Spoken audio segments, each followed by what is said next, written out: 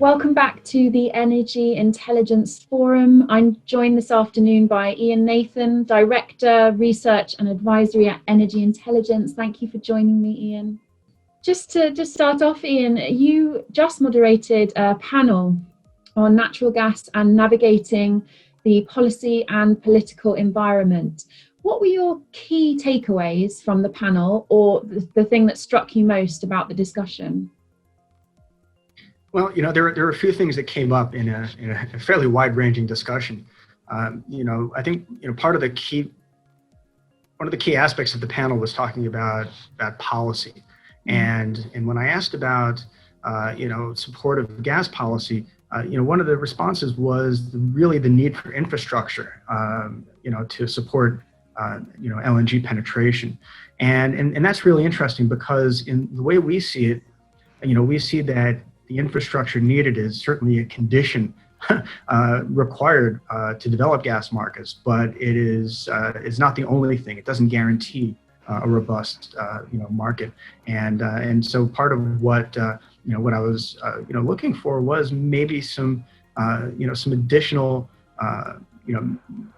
thoughts on government policies to encourage and sustain LNG markets. But the infrastructure piece is still a very important and perhaps underappreciated, if not somewhat obvious aspect. If you don't have the infrastructure, you can't have the market. So that was really important, to cover that.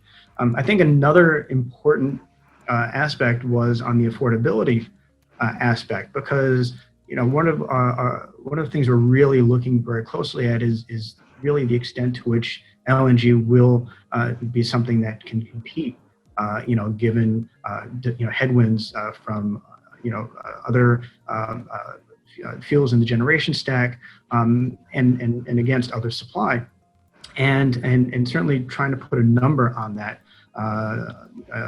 particularly in Asia. A number that will need to support not just the cost of delivery of LNG, but certainly the cost of any carbon abatement or carbon neutral piece of that. It will also need to be baked into that number. So that was important to get that out as well. And then on the geopolitical side, one of the key questions that we're always wondering is what's driving what? Is gas driving international relations, or is the other way around? And fairly definitively, we were hearing that gas is not really a driver, but certainly, I guess for lack of a better term, maybe the glue that not only holds relations together, but maybe can promote better relations. So those were some various interesting aspects over the course of what was ultimately too short of a 40-minute session. Thank you for that, Ian. And just to ask you now, the COVID-19 pandemic has had a huge impact on gas and LNG demand. Do you think that it can recover entirely to pre-crisis levels? Well, definitely. I think that there are a few things to keep in mind, and 2020 has provided an interesting example of the resilience of the LNG trade.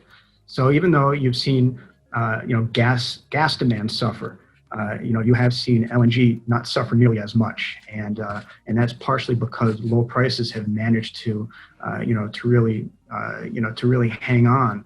Low LNG prices, that is, really managed to hang on and displace pipeline volumes. So the LNG trade, even though it has suffered over the course of this year, is still expected to grow, even just a little bit in 2020, and once gas demand really starts to recover, we suspect that, or we expect, I should say, that LNG demand will recover with it. And our own view, sees a fairly considerable recovery in 2021.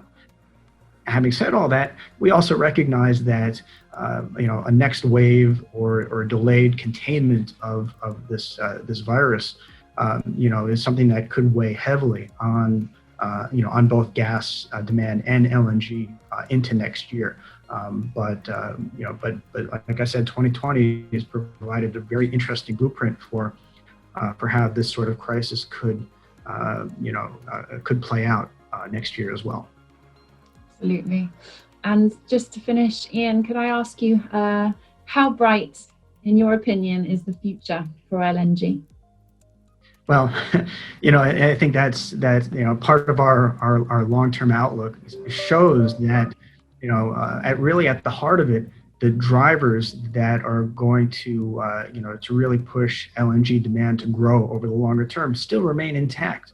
And in our large growth markets, will still be demonstrating the need for gas and to bridge gas supply gap to supply strategic industries. So we think that is a very healthy. Those very healthy drivers will persist over time and ultimately, be at the heart of LNG market growth over the longer term.